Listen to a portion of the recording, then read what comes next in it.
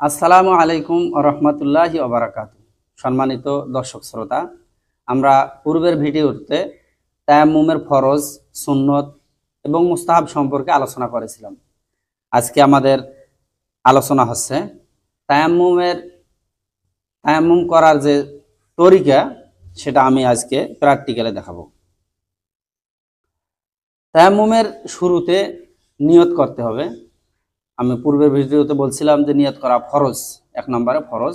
তাই নিয়তটা আমরা এভাবে করব যে আমি পবিত্রতা হাসিলের উদ্দেশ্যে পবিত্র মাটি দ্বারা আল্লাহ তাআলা নৈকট্য হাসিলের উদ্দেশ্যে তায়াম্মুম করতেছি।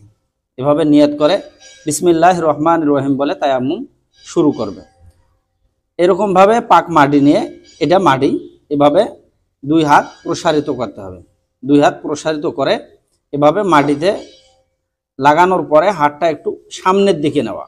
এই যে সামনের দিকে নেওয়া, এটা হচ্ছে সুন্নত। তারপরে একটু এদিকে একটু নিজের শরীরের দিকে টেনে নেওয়া, এটাও সুন্নত।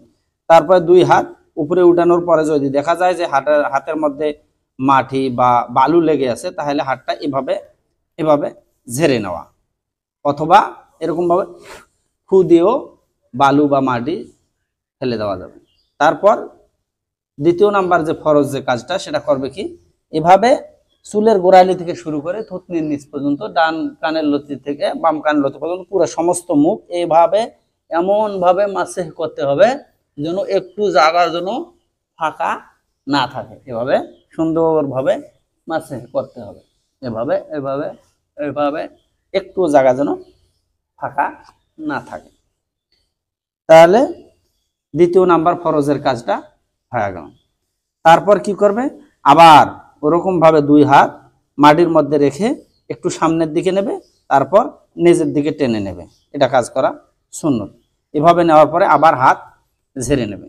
ঝেড়ে নেওয়ার পর এভাবে এভাবে এরকম বাম হাতের 3টা আঙ্গুল দিয়ে ডান হাতের এভাবে নিয়ে এভাবে ধরবে, ধরে এভাবে টান দেবে।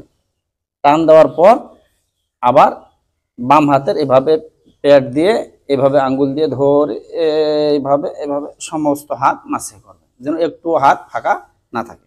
তারপর বাম হাতে অনুরূপভাবে এভাবে এভাবে টান দেবে। টান দেওয়ার পর আবার এভাবে উপর দিকে টান দেবে।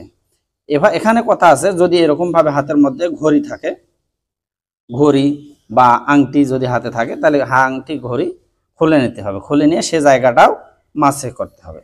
অর্থাৎ এই তায়াম্মুমের যে ফরজ 3টে আছে, এই 3টার মধ্যে 1 নাম্বারটা হচ্ছে নিয়ত করা, আর দ্বিতীয় নাম্বার যে মাসেহ করার ব্যাপারটা, মুখ এবং হাত মাসেহ করা, এমনভাবে মাসেহ করতে হবে যেন একটু জায়গা কি ফাঁকা না থাকে, একটু জায়গা যেন ফাঁকা না থাকে। এটা হচ্ছে তায়াম্মুম করার তরিকা।